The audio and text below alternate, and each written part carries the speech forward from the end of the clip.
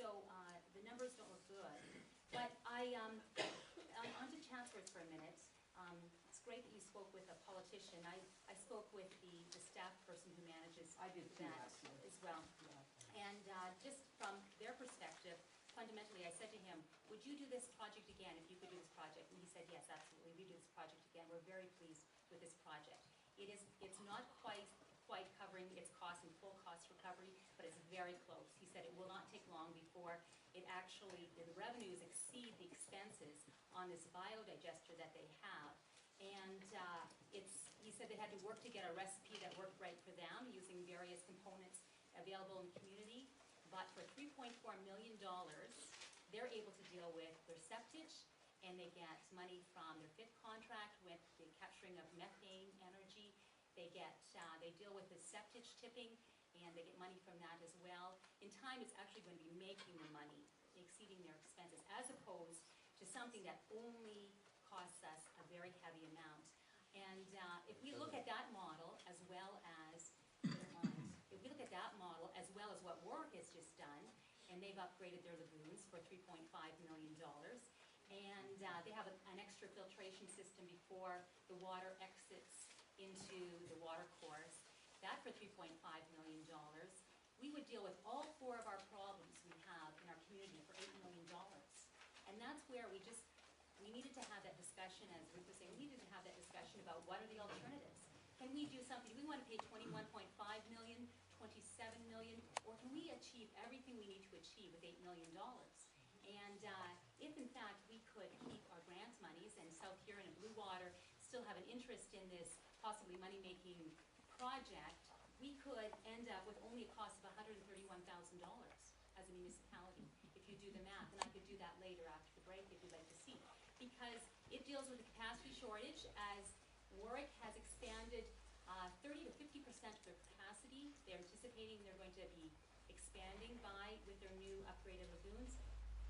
The effluent levels, of course, are improved because of the filtration system they've added. And of course, the cost is dramatically different. And then it also deals with the protection of the natural heritage, which John was mentioning earlier too. If we have a way to encourage septic system maintenance in our municipality, if the county institutes that septic inspection that's being mandated by the province, and we have all of these septic systems in our municipality that have septic that has to be dealt with, why should they go to Elsie Craig and Elsie Craig get the money? Or why should they go to Exeter and Exeter get the money? Why don't we get the money? Why don't we cover it all? It only sounds like the smart way to go. And if we can do that with Build Canada monies, Chatsworth was done with Build Canada monies. The cost of the plant is $3.4 million, but they got $2.5 million from a Build Canada grant. So Build Canada supports these alternative approaches. And of course, the other thing too, which is really attractive, is we have a $1 million FCM grant for green initiatives. And what would be more of a green initiative than actually using a digestion of septage as opposed to spreading it on a farmer's field? So there's every possibility we could go to them with that alternate approach and get a $1 million grant from FCM. Who knows? But we have to try. But if we're closed-minded to some alternative approach, we may end up spending $21.5 million, $27 million, trying to do some interesting math calculations to see how it could work. But still, when it comes down to the bottom line, we actually have to replace that plant at some point in the future for $21.5 million or $27 million plus inflation. So we have to look outside the box. There are options for us here, and I don't think we can get caught up in the way we always did it mentality. These are new days. We have to look for sustainable options. We can't assume we're going to have a gigantic flow of people, and we can't assume there's going to be an unlimited amount of money. If things turn down, assessments fall, if things back off on us, we're going to have a big boondoggle on our hand to deal with. So I think there's options. Let's look at it as council, I believe. Okay.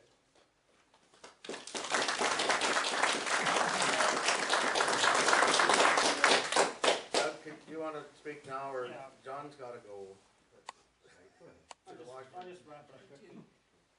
I guess we'll just thank you, Elizabeth. You sat on the Prime Municipal Council with the rest of the ad hoc committee with the rest of them for the last 6 months or 9 months. Those options probably can be forwarded into them to go up to the Prime Minister for at any time. I never heard any of this up until just now. We're getting this again at the last minute.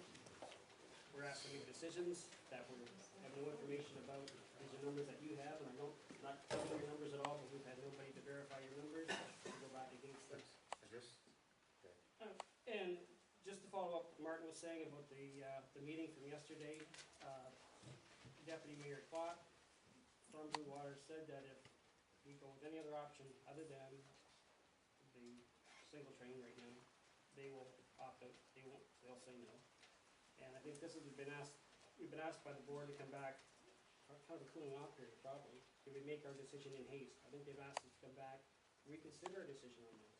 So maybe it is off the table, maybe it isn't, because I don't know exactly, they're asking us to look at it again, that's what they're asking for us to do. So I guess what this meeting is about today. We're gonna take a break. I wanna make 2 points, I wanna clarify 2 points before we make the break. First of all, Martin mentioned about our partners. We are in partners with South Huron no matter what. That's 1 point. No, I get that. The other thing that I want to mention is we have Chris Hutt here from the Ministry of Environment, and if council's willing to let him make some comments on some of these alternatives, we're here, the people are here.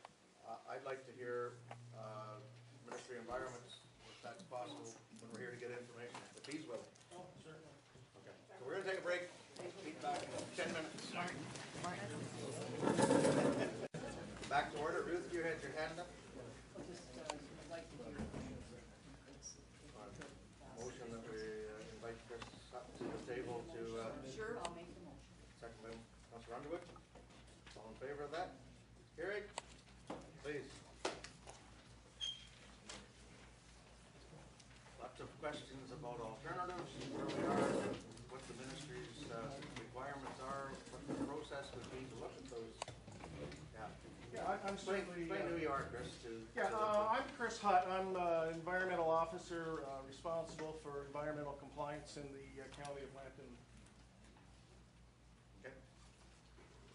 So I guess I'm certainly willing to speak to any questions that council has, but I guess what I'd like to do first is just kind of give an opinion on what our ministry, I guess our opinion on this whole process and where we're at right now. We've been dealing with Grand Bend probably since, well, I guess the first system went in 1979, and there was concerns even closely after that, with regards to capacity treatment and whatever. So this isn't just something new with regards to our concerns here, and certainly with environmental protection, health protection, and whatever. And when this whole process came together with the EA, with the 3 municipalities, I mean, all we could say was kudos, and it was, this is great, because we had concerns with regards to lakefront development and the problems with septic systems malfunctioning, and really no option for them to put in new systems because of the natures of the soils and the size of the lots, that communal sewage is probably the only answer. So when this process came along and you guys were moving through this, it was wonderful, and we basically monitored the situation, and we're encouraged as things moved on, especially when the funding came available. That really was a feather in your hat. But with the situation over the last couple of years with regards to concerns and arguments and pulling out and whatever, and we're coming to a point where funding is available, but if you wait much longer, it might not be there. And if a decision isn't made relatively soon, the whole thing could be gone, and we're back to square zero. And that's what really concerns our ministry, especially our district and our region, because there's been a lot of effort and whatever to try to make things better along the lake shore. And I don't think I need to basically say what the benefits were, but moving into the service area of the sewage